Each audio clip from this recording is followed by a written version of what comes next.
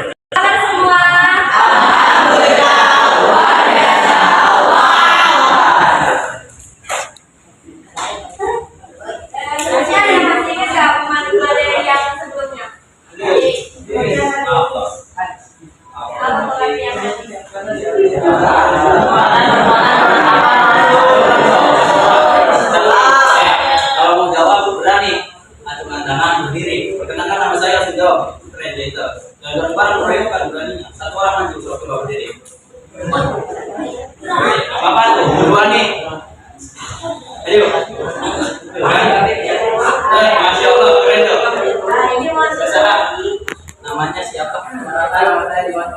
Dimas.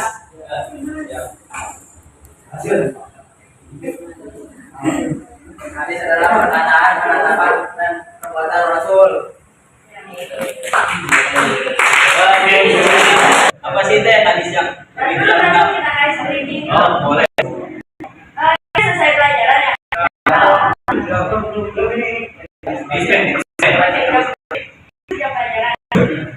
Ngantuk ya?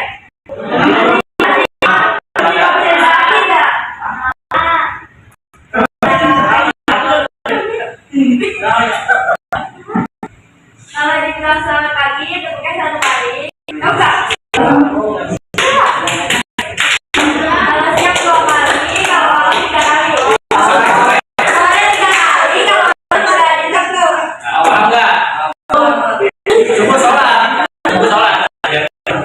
Paham ya?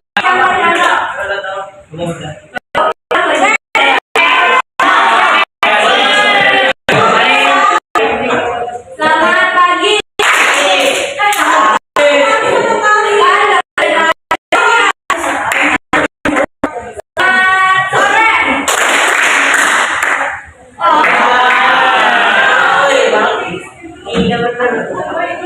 Selamat pagi, selamat siang, selamat sore, selamat malam. Sama semuanya Musa. Kalau malam dari tepuk ya, ini aja. Kan tidur malam sedih.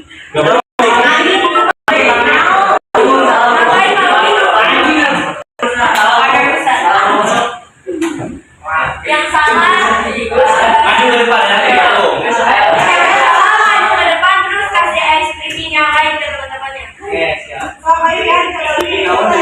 Es krim apa coba? Es krim apa? Ya, bisa disebut permainan lah. Ayo, mulai ya konsentrasi. Selamat pagi, selamat sore,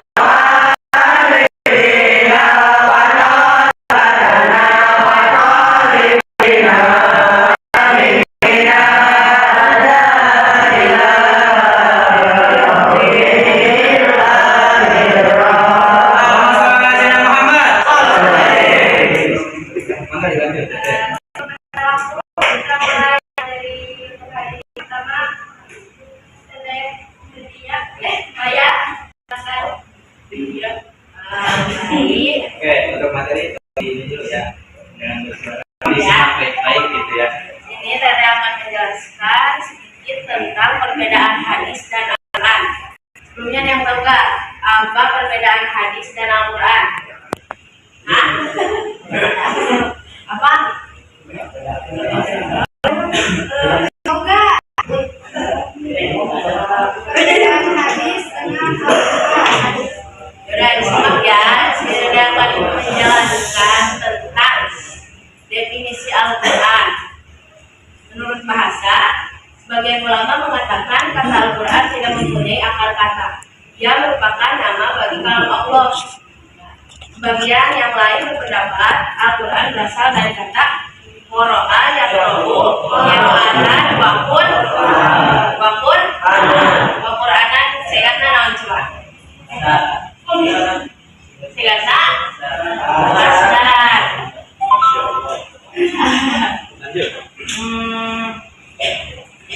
Haluaran di mana? Haluaran di mana?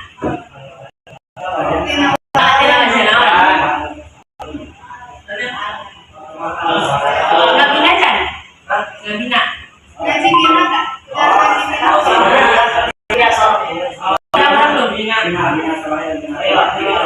Udah.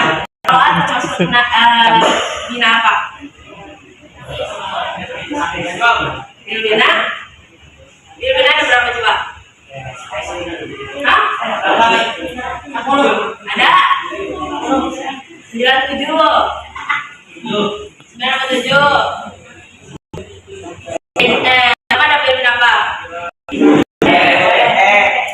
Itu mah soheh mah benar-benar tapi kan ada bina soheh, bina goyah. Yang ketiga ada bina mulhaq karena goyah soheh bisa kan bina antara mana banget. Lanjutannya yang artinya bacaan atau yang dibaca. Menurut istilah al-kalamu mujizul munazzalu ala nabi sallallahu alaihi wasallam al-maktubu bil maswahifi al-manqulu anhu bitawaturi al-muta'abbadu bitilawatihi, yaitu kalam Allah yang mengandung mukjizat diturunkan kepada Nabi, tertulis pada mushaf, diriwayatkan secara mutawatir dan dinilai ibadah dengan membacanya. Terus sini ada perbedaan Al-Quran dengan hadis. Ingat ya, Al-Quran adalah mukjizat Nabi Muhammad SAW. Sedangkan hadis bukan mukjizat. Namun juga tadi Al-Quran mukjizat Nabi Muhammad SAW. Sedangkan hadis bukan mukjizat. Satu. Kedua, Al-Quran dijamin pemeliharaannya oleh Allah dari campur tangan manusia. Jadi Al-Quran mah tidak dicampur tangan manusia. Apa sih namanya teh? Al-Quran mah langsung di awal gitu. Jadi itu bisa dicampur tangan manusia. Kedua, hadis. Sedangkan hadis terpelihara, namun pemeliharaannya tidak seperti Al-Quran. Jadi hadis mah masih kena bisa dicampur tangan manusia gitu. Ya beta. Nah, tidak tadi Al-Quran mah sedangkan hadis. Nah, ketiga, Al-Quran seluruh ayatnya diriwayatkan secara mutawatir. Jadi Al-Quran mah diturunkan nanti tersusun gitu tak. Sedangkan hadis diriwayatkan secara ahad dan tidak mutawatir. Tadi Al-Quran non secara mutawatir, sedangkan hadis secara ahad dan tidak dan mutawatir. Jadi Al-Quran mah mutawatir, ada hadis mah ahad dan mutawatir. Berarti dua lagi. Al-Quran salah satu dalam Al-Quran yaitu surat Al-Fatihah wajib dibaca dalam sholat. Sedangkan hadis tidak ada hadis yang dibaca dalam sholat. Karena itu perbedaan Al-Quran dan hadis. Udah segitu dan banyak perbedaan Al-Quran dan hadis. Tadi yang pertama apa perbedaan Al-Quran dan hadis? Al-Quran adalah mukjizat.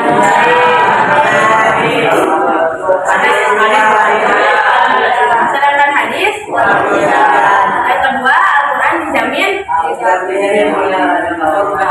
campur tangan. Sedangkan hadis yang ketiga Al-Quran seluruh ayatnya diriwayatkan secara sedangkan hadis yang terakhir salah satu surat Al-Fatihah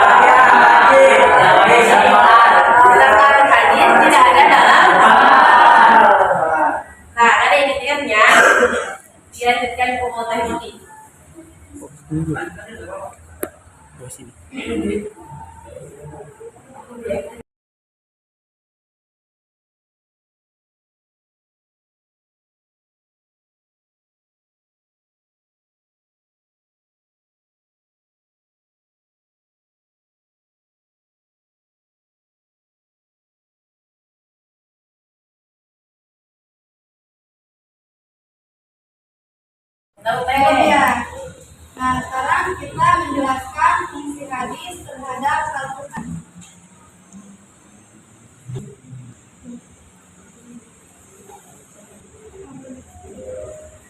Fungsi hadis terhadap Al-Quran itu ada tiga. Yang pertama ada bayan takriri. Bayan apa? Bayan. Kedua ada bayan tafsir. Bayan. Yang ketiga ada bayan tasri. Tasri. Oke ini. Fungsi hadis terhadap Al-Quran ada. Pertama ada bayan takdiri. Kedua ada bayan tafsir. Yang ketiga ada bayan tasri.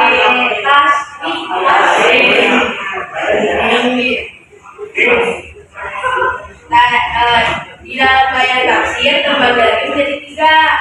Ada tafsir al-mujmal, tahsis al-am, sama tahdid al-mutlaq. Dibayangkan ada tiga ya fungsi hadis terhadap Al-Quran.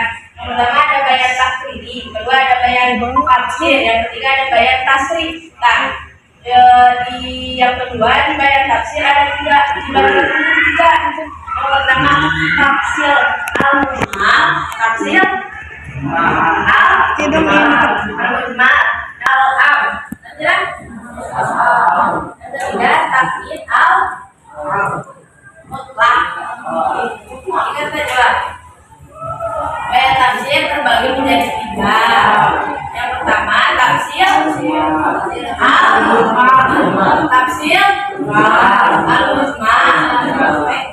Kedua tafsir al-am. Yang ketiga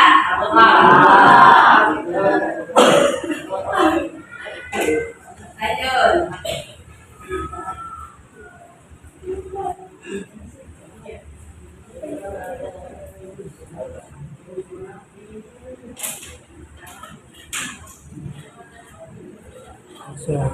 Yang pertama ada bayan takrir.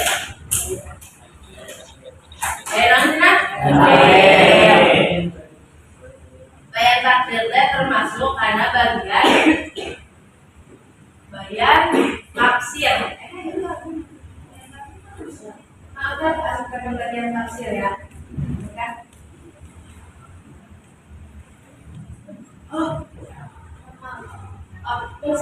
Bayan takrir termasuk dalam fungsi hadis terhadap Al-Quran. Yang pertama, contoh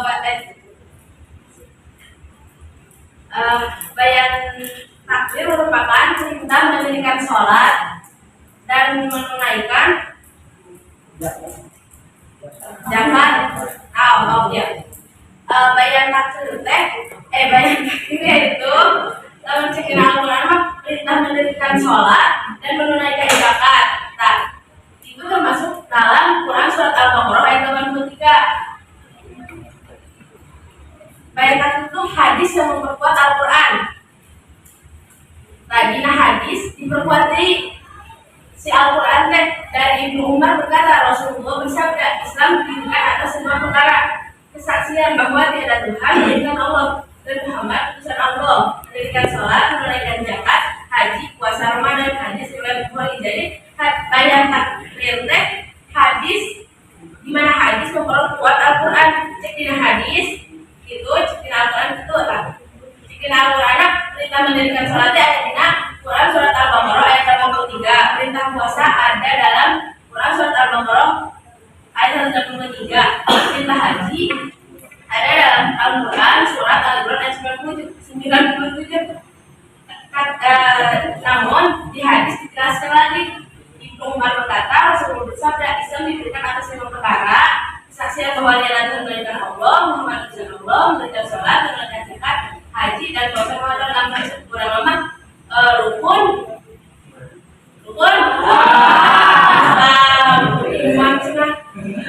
Kedua ada bayan tafsir, yaitu hadis yang menafsirkan Al-Quran. Hadis memperkuat Al-Quran, karena hadis menafsirkan Al-Quran. Yang pertama Berapa menit? Al-Mujmal. Nah, tafsir Al-Mujmal saya menjelaskan tentang ayat Al-Quran yang global. Jadi itu mah umum gitu Pak. Ayat Al-Quran teh perintah sholat dan zakat disebutkan secara global. Cek dina hadisna solu kamar ayat umi sholatlah sebagaimana engkau menuntut sholat. Eta contoh hadis dalam coba. Hadis perbuatan benar. Terus hatur muslim amwalikum, berikanlah 2,5% dari harta-hartamu. Bisa. Lanjut sama Muti.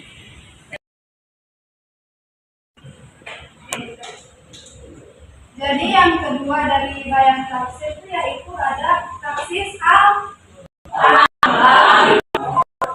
yang dimana artinya hadis mengusulkan ayat Al-Quran yang umum. Di sini dalam Quran Al-Nisa ayat 11 jelaskan bahwasanya anak kandung mendapatkan warisan. Di hadis dipertegas lagi, anak para nabi tidak mendapatkan warisan. Di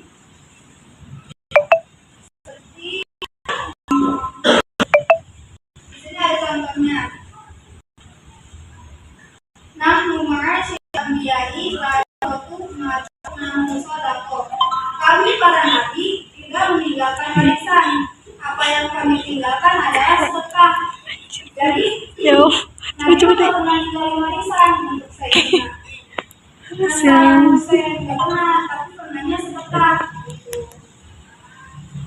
Lalu anak yang membunuh orang tua tidak mendapatkan warisan. Layak itu wakil minal maktuli syai'a. Pembunuh tidak dapat mewarisi harta pusaka. Dari sini ngerti gak apa yang dimaksud tafsir Al-Quran?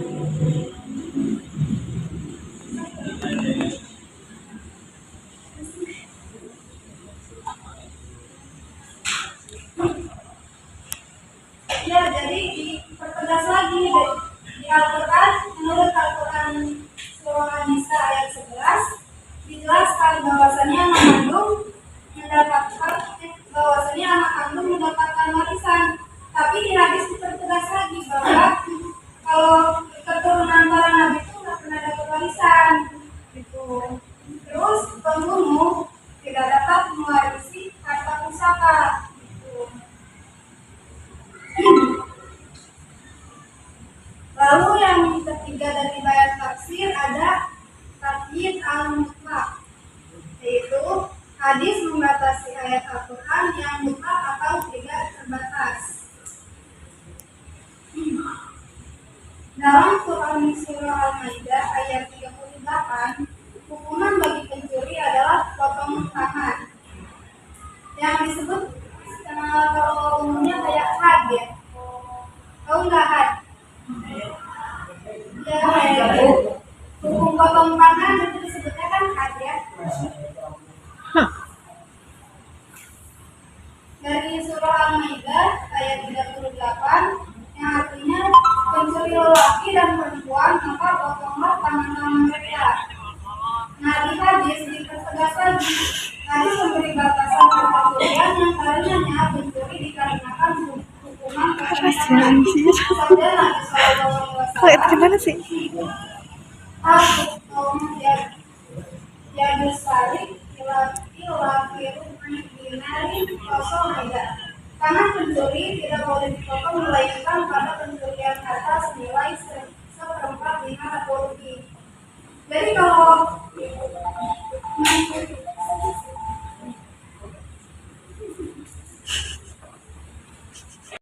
mencurinya kurang dari 1 dinar, itu ada potongan ya. Lalu yang terakhir yang terakhir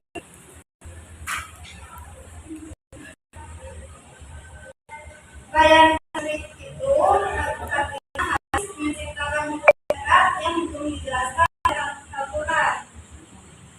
Contohnya diharamkan memakai sutra dan emas bagi laki-laki. Ada yang tahu nggak? Diharamkan memakai sutra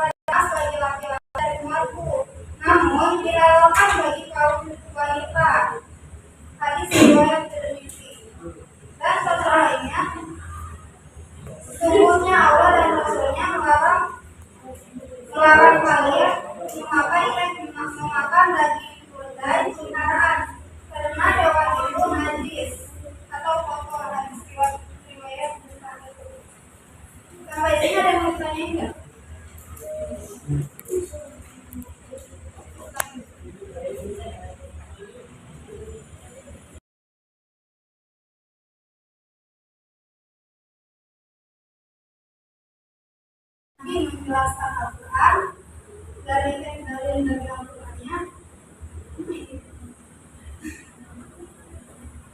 keterangan-keterangan atau mukjizat dan kitab-kitab yang kami turunkan kepadamu Al-Quran agar kamu menerangkan pada umat manusia apa yang telah diturunkan kepada mereka dan supaya mereka memikirkan. Quran Surah An-Nahl ayat 44. Dan Rasulullah juga merupakan teladan baik yang wajib dicontohkan oleh setiap muslim. Itu sih ya. Kayak tugas Nabi apa aja coba? Berdakwah. Nah terus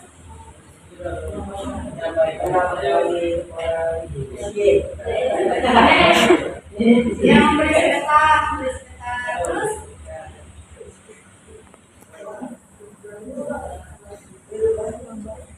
menjadi teladan yang baik yang wajib ditaati.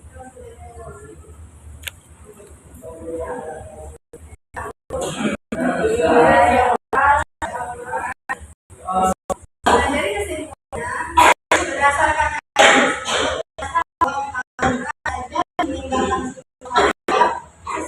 tidak dibenarkan, maka barang siapa yang menerima Al-Quran berarti dia harus menerima sunnah-sunnah Rasul, harus seimbang ya.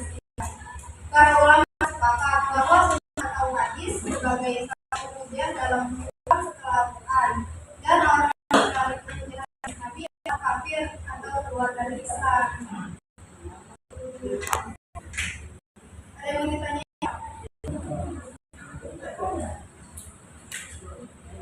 Ada yang mau bertanya enggak? Dari perbedaannya sampai di belakang ada yang bertanya?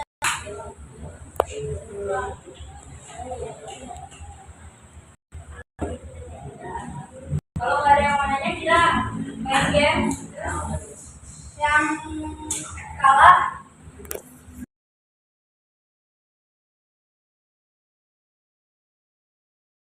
materi kalau tiga berarti itu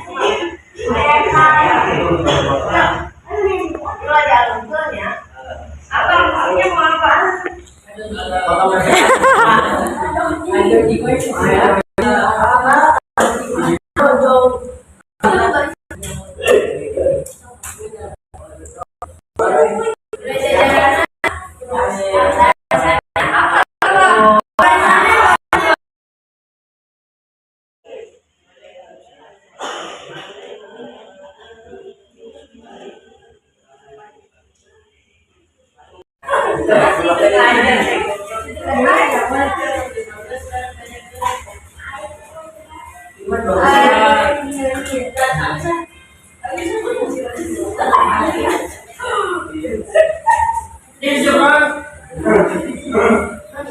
Ayo kamu ayo stop.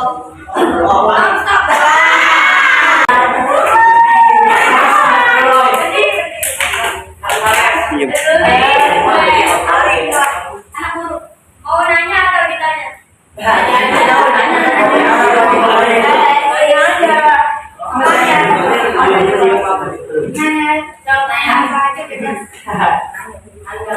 Perkenalan dulu dong.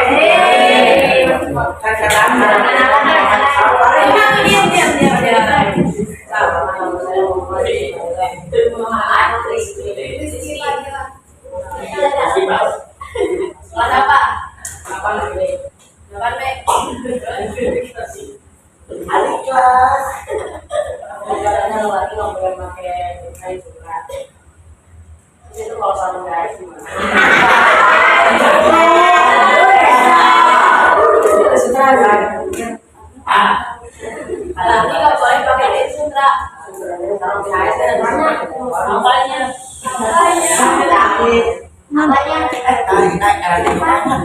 Nonton. Oke, masih. Anjir. Mana sih pertanyaan? Mana pertanyaan? Siapa yang mau jawab? Siapa yang mau jawab? Berdiri atau berdiri? Ya aja perlu ngejelasin dah.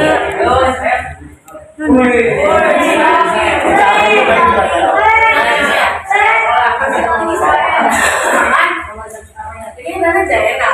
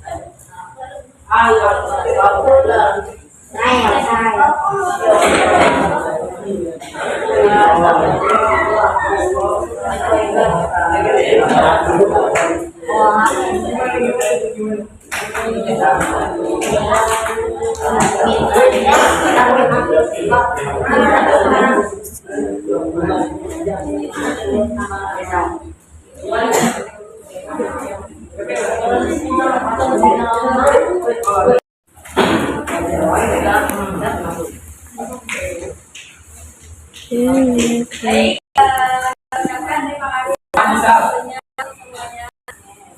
Ketemu lagi ke depan.